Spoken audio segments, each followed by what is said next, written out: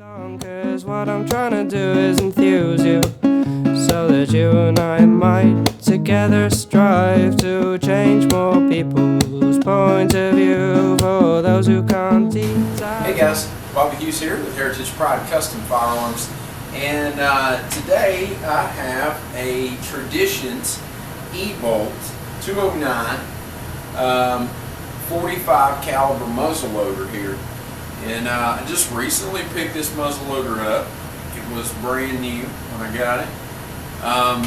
And it's, I mean, for the price, it's a pretty decent muzzleloader. You know, it's got a good solid barrel on it. It's got nice high-vis sights and everything. And I like the way it functions with the bolt action. I've got the bolt pulled out of it right now. But in your hands, it's just, for such a nice barrel and action, it just feels so cheap in your hands. And you know, I think 100% of that has to do with this really crappy stock that we have here. You know, it's real lightweight and it's really front end heavy, which I know muzzleloaders are going to be, but I think because the stock is so light, it's just abnormally front end heavy. And so I got to thinking, and I've never done one before complete, but I'm thinking about making a stock. And I've got this piece of timber here. It's a piece of old barn timber, and I don't really know what kind of lumber it is, to be honest with you. It's pretty heavy and it's pretty, you know, pretty tight grain. Not real sure, but it's definitely seasoned and it's definitely old. So I think it would make a good stock. So you know, I don't know. Like I said, it's my first time go at it. So I've got this blank here, and then I've got this one. And because it's my first one, I don't have any type of pattern or anything. I need to make a pattern so that when I put this, when I take and start cutting on this, I've got a rough sketch to go by. So what I'm going to do is I've got a piece of cardboard here laid out, and I'm going to take the stock, the synthetic stock, off of this Traditions E-Bolt 209, and I'm going to lay it on the cardboard and use that as a rough sketch. Then I'm going to go back on the cardboard. I'm going to add a little bit of meat, and then I'm also going to change up the design just a little bit, and then that'll be my finished sketch. I'll cut it out, and we use that as a template on here. Now, one thing about the Traditions E-Bolt is that it's really simple, for one. And I'm going to be doing a disassembly and cleaning video, and maybe even a little muzzleloader mini-series on for anybody who's new to muzzleloaders. And this will be the muzzleloader that I use in the video. Mainly because if you're new to muzzleloaders and you want to get into like muzzy hunting or something like that, then you can start off with something pretty cheap like this. So I might get into that and do a little mini-series on that. Let me know what you think, if it would be something you guys would be interested in. But I'll probably do, at the least, I'll do a disassembly and cleaning video.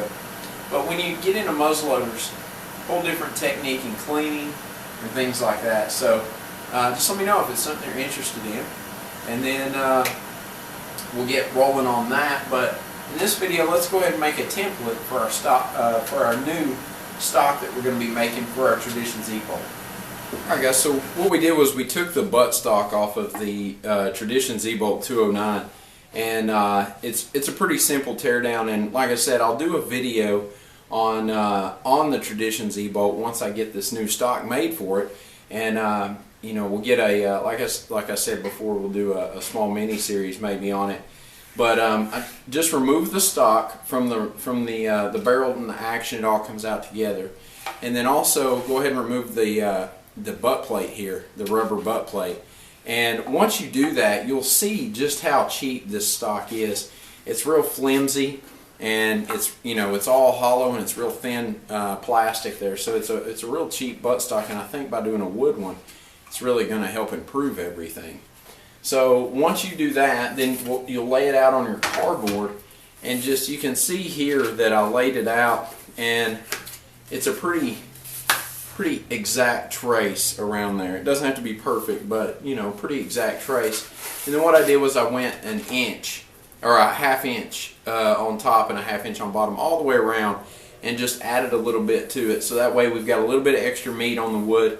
And if I decide to make, you know, the 4-end grip a little bit wider or some, or a little bit thicker, then I've got the extra meat on the wood to do that. And then I wrote here just for a guide, gonna go 2-inch minimum thickness on the wood. So now that I've got this done, let's head over to my buddy's shop. He's got a cabinet shop with a bunch of really nice equipment, and we're gonna head over there and go ahead and mill down our timber and get it ready for, or actually basically we're gonna cut it into what's called a stock blank, and then that'll be the product that we end up using.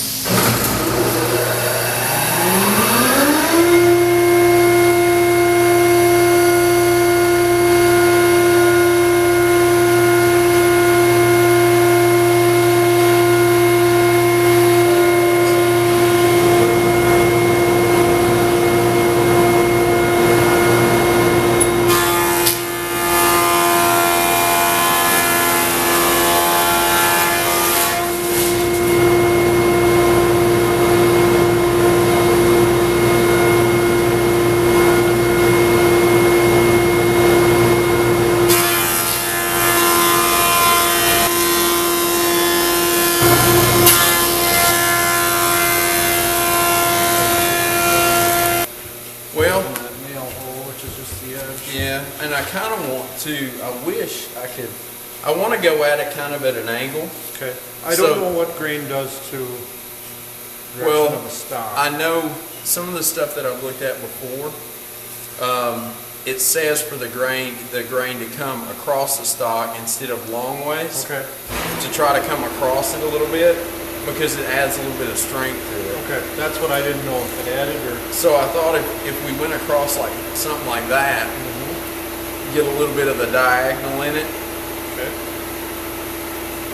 I think I'd leave that. And have it as, maybe. yeah. Maybe like right in this area. Yeah. And then I guess I like the character of it, but Oh, I I do don't know too. that, how that it's gonna, you know, I don't think it's a loose knot. No, that's So I don't think that'll give you any trouble. I mean, it was half inletted. I didn't do it from much scratch. right. Did I show you that one with the maple Yeah, here and here? yep. A lot of the stencils that you buy, or that when people make a lot of stocks and stuff, a lot of them, they make the stencil out of, or the pattern out of plexiglass. Oh, sure. And that way when they lay it on there, they can turn it to see how the grain would run.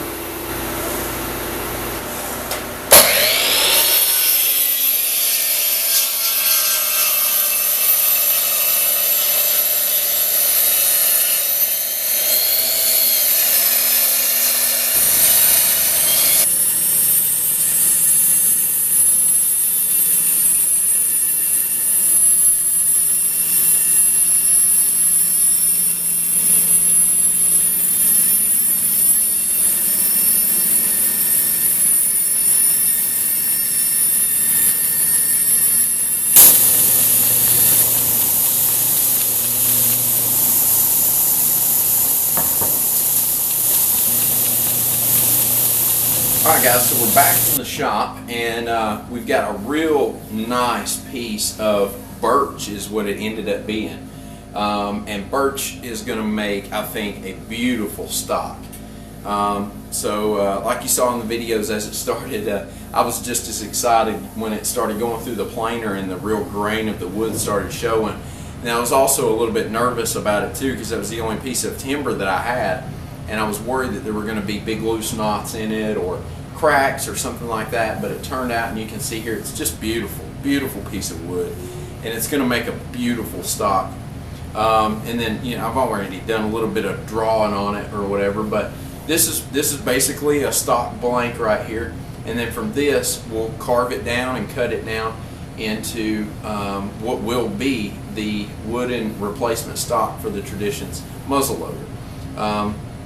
But we'll start doing that in other videos. I don't want to make the videos too long. So this will be a mini series just on the making of the stock, and you can basically follow the plan that I'm going to be using in this video series to do any stock, really. Like I said, this is my first one. I've never made a stock from scratch before, so I'm sure there'll be some learning curves in there, but maybe through the videos you guys can see some of the stuff I'll point out what not to do if I run into an issue or something like that. So that's the stock blank.